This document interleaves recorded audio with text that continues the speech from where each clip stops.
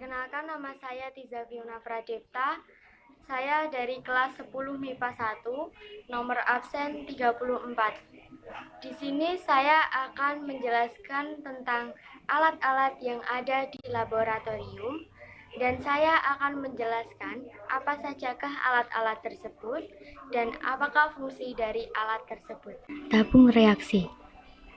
Fungsi dari tabung reaksi adalah sebagai tempat pereaksian suatu zat.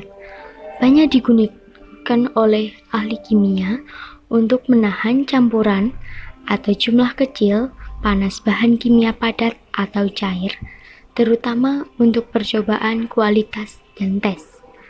Cara menggunakan tabung reaksi adalah dibersihkan terlebih dahulu, lalu dikalibrasi dengan aqua DM.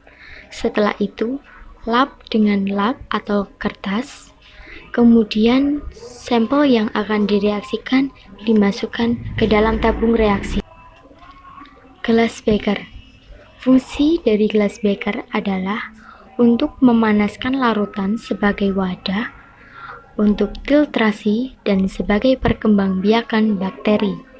Cara menggunakan gelas beker adalah bersihkan gelas dengan aquades sebanyak 3 kali, kemudian masukkan larutan percobaan dan simpan gelas di atas kaca asbes di atas kaki 3 untuk melakukan pembakaran. Gelas ukur. Gelas ukur adalah untuk mengukur volume 10 hingga 2000 ml. Gelas ukur dapat digunakan untuk mengukur volume segala benda, baik benda cair maupun benda padat pada berbagai ukuran volume. Cara menggunakan gelas ukur adalah bersihkan gelas ukur dengan aquades sebanyak 3 kali, lalu masukkan larutan kimia ke dalamnya dengan pipet sebanyak 10 ml ataupun yang disarankan. Corong. Corong membantu memindahkan cairan dari wadah yang satu ke wadah yang lain, terutama untuk memasukkan cairan ke dalam suatu wadah dengan mulut sempit seperti botol dan labu ukur. Filler. Fungsi dari filler adalah untuk menghisap larutan yang akan dari botol larutan. Untuk larutan selain air, sebaliknya digunakan karet pengisat yang telah disambungkan pada pipet ukur. Cara menggunakan filler adalah kembaskan katup yang bersimbol A, sedot cairan ke atas dengan menekan bagian atas, kemudian tekan katup E untuk mengeluarkan cairan dari pipet ukur. Buret. Fungsi dari buret adalah untuk mengeluarkan larutan dengan volume tertentu. Cara menggunakan buret adalah masukkan zat yang akan difiltrasi, kemudian tempelkan buret pada statif, buka keran yang ada pada buret dengan perlahan. Pipa kapiler. Fungsi dari pipa kapiler adalah untuk menentukan aliran refrigerat pada sistem pendingin berukuran kecil semacam freezer. Cara menggunakan pipa kapiler adalah pipa kapiler disanggah dengan klem atau statif, lalu larutan atau senyawa yang akan ditentukan titik lelehnya dimasukkan ke dalam pipa kapiler, lalu termometer dicelupkan ke dalam larutan atau senyawa tersebut. Busen diarahkan di bagian bawah pipa kapiler. Statif. Fungsi dari statif adalah menegakkan buret corong, corong pisah, dan peralatan gelas lainnya.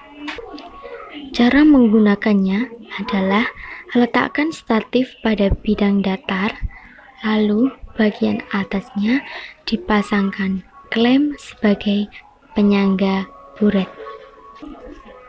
Pipet ukur.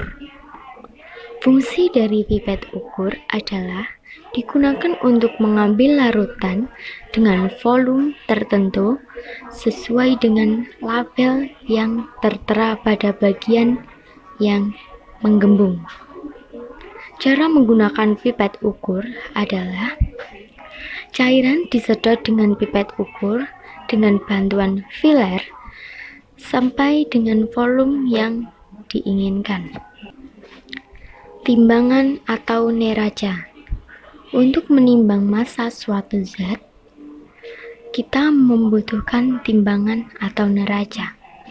Maka dari itu, fungsi dari timbangan atau neraca adalah untuk menimbang massa suatu zat.